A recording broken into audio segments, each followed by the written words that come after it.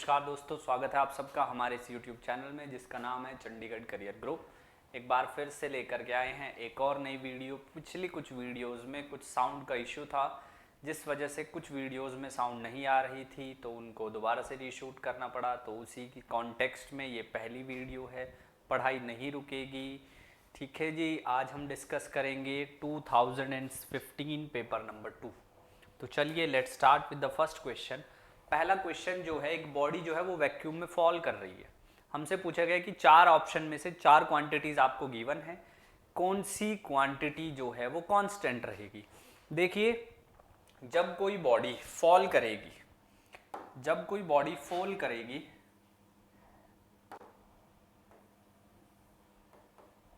तो जो हाइट है वो डिक्रीज करेगी, लेकिन वेलोसिटी जो है वो इंक्रीज करेगी। हाइट डिक्रीज करेगी, वेलोसिटी इंक्रीज करेगी। उस वजह से क्या होगा, काइनेटिक एनर्जी बढ़ेगी, पोटेंशियल कम होगी। अब दोनों में चेंज हो रहा है, तो दोनों कांस्टेंट नहीं है। पहला ऑप्शन पोटेंशियल एनर्जी जी नहीं, काइनेटिक जी नहीं, लीनियर मोमेंटम नहीं, क्योंकि वेलोसिटी में चेंज हो रहा है। लेकिन अगर इन दोनों का सम देखें, काइनेटिक प्लस पोटेंशियल, तो वो कांस्टेंट है। काइनेटिक प्लस पोटेंशियल कांस्टेंट है। एक बॉल को अगर आप एक हाइट से छोड़ोगे, एक बिल्डिंग की छत से आप छोड़ोगे, तो नीचे आते टाइम बॉल की जो स्पीड है वो बढ़ेगी, ग्रेविटी एक्ट करेगी, पर जो हाइट वो अटेन कर रहा था वो कम होगी। एक एनर्जी कम हो रही है, दूसरी बढ़ रही है, एक एनर्जी कम हो रही है, दूसरी बढ़ रही है, एक एनर्जी कम हो रही है, दूसरी बढ़ रही है, तो constant. So correct is D, total mechanical energy. अगला क्वेश्चन, एक्सरेज आर। देखिए, एक्सरे जो है आपने बताना है कि एक्सरे, पहली बात तो इलेक्ट्रोमैग्नेटिक रे है। एक्सरे जो है एक इलेक्ट्रोमैग्नेटिक रे है, ठीक है जी। इतना ही पर्याप्त है, इतना ही काफी है समझने के लिए। तो जो एक्स रे है वो एक इलेक्ट्रोमैग्नेटिक रे है। लिखा है कि deflected by electric field but by not, deflected by both, deflected by neither and deflected by by magnetic but not by electric. तो ऐसा नहीं होगा, ऐसा बिल्कुल भी नहीं होगा कि एक से डिफ्लेक्ट है और एक से नहीं है। या तो दोनों से डिफ्लेक्ट होगी या तो दोनों से नहीं डिफ्लेक्ट होगी। बिल्कुल, आपने बिल्कुल सही सोचा है, जो है वो डिफ्लेक्ट नहीं होगी। हमने शायद गलत टिक कर दिया था। मेरा कहने का पॉइंट ये है कि या तो दोनों से डिफ्लेक्ट होगी या तो दोनों से डिफ्लेक्ट नहीं होगी। ये बात आप याद रखेंगे। चलिए next question, which one of the following mineral contain mostly silica. वैसे तो ये फिजिक्स का क्वेश्चन नहीं है, पर चलिए कोशिश करते हैं। तो इसमें क्वार्ट्स आएगा, इसमें। देखिए, थोड़ी सी केमिस्ट्री आती है। The focal length of a normal human I. Normal human आई के जो आंख में, हमारी आंख में जो लेंस है, कन्वेक्स लेंस, उसकी फोकल लेंथ बतानी है। फोकल लेंथ जो है मैं वैसे ही बता देता हूं। कुछ क्वेश्चन जो है इंफॉर्मेटिव होते हैं, इंफॉर्मेशन की फॉर्म में पूछ लिए जाते हैं, तो इसलिए 2.5 centimetre. 2.5 centimetre. Which one of the following physical quantities same for molecules of all gases at a given temperature? कौन सी इनमें से फिजिकल क्वांटिटी जो है सारे गैस मॉलिक्यूल्स के लिए एक टेम्परेचर पे कांस्टेंट रहेगी? आप देख सकते हैं, मैं थोड़ा सा फॉर्मूला बता देता हूं।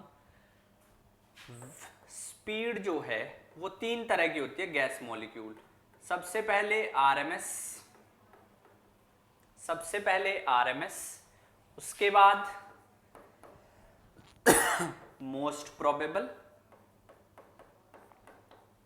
और उसके बाद this is RMS root mean square, this is most probable, और तीसरी होती है average, 8 kT pi m। 8 kT pi m। तो मोमेंटम भी वेलोसिटी पे डिपेंड है, काइनेटिक एनर्जी भी, speed itself, only mass.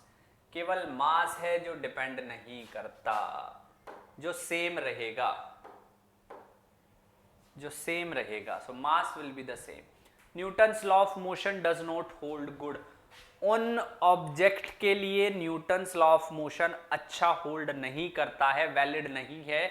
Those which are moving with the velocity which could be either comparable और equal to the speed of light, या तो light की speed के कंपेरेबल हो या लाइट की स्पीड से मूव कर रहे हो। तो this option number D option.